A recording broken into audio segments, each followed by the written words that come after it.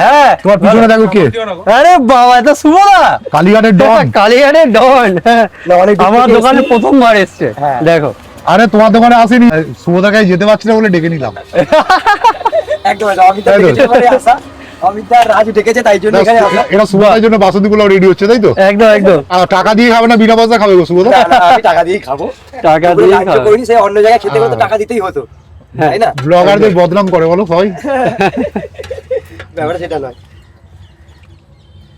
চলো তুমি আজকে পরোটা খেয়েছি, পড়ার পরই পোলাও, তাই তো? পরোটার পরে পোলাও, তার সঙ্গে বাহ। চিলি চিকেন খাবো আজকে ভাই। Lovely. Famous famous chilli chicken দেখো, পুরো কালারটা দেখো। কালারটা জাস্ট একবার দেখো, আমি দোকানদারি করে দিচ্ছি ভাইকে হেল্প করে।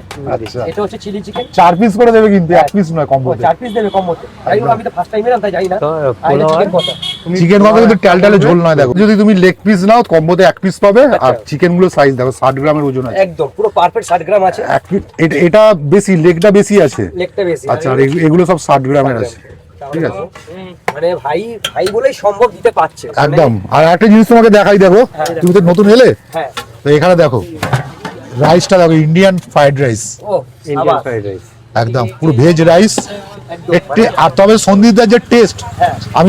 আমি টেস্ট করবে সেটাও রিভিউ তোমায় নেবো, হ্যাঁ। কিন্তু এটা তোমায় বলেছি যে তুমি এত জায়গায় ফুটপাতে ফ্রাইড রাইস বা পোলাও খেয়েছো, হ্যাঁ। কিন্তু সন্দীপদার মতো টেস্ট কোথাও পাবে না।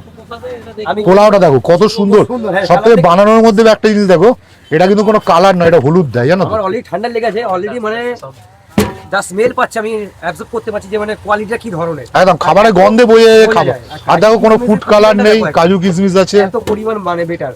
আর মালটা দেখে মনে হচ্ছে যে একটুখানি লাইট টাইপের, কিন্তু হ্যাঁ। সিরিয়াসলি দেখেই মনে হচ্ছে কোয়ালিটি ইজ দ্য বেস্ট। হ্যাঁ, সন্দীপদার এর নিজস্ব শরীর আছে। খারাপ হবে না, ব্যাপারটা হচ্ছে এটা। আর তেল মশলা চাল যা ইউজ করি সব ইয়ন কোয়ালিটি। বড় কথা একজন একদম। ও একজন কন্টেন্ট ক্রিয়েটার, মানে আগে কন্টেন্ট বানাতো, এখন হয়তো নিজের ব্যবসার জন্য যেতে পারে না। হ্যাঁ, ঠিক, ও ঠিক, ঠিক। খাবার অন্য জায়গায় যখন দোকানে গিয়ে রিভিউ দেয়, তার মানে ও যখন কোনো ব্যবসা করছে তার মানে সে খাবারের গুণমান একদম। কেমন হতে পারে। নিজের মুখে টেস্ট না থাকলে খাবার তুমি ভালো বানাতে পারবে না। বানাতে পারবে না, ব্যাপারটা এক্স্যাক্টলি ওটাই, এটাই আমি ঠিক। যদি কোনোদিন আরো পরোটা দোকান করতে চাই তাহলে পরোটার রিভিউটা বুঝতে পারবো, পরোটা রিভিউটা বুঝতে হবে, কারণ আমি ঠিক, পরোটা ঠিক। বানাই।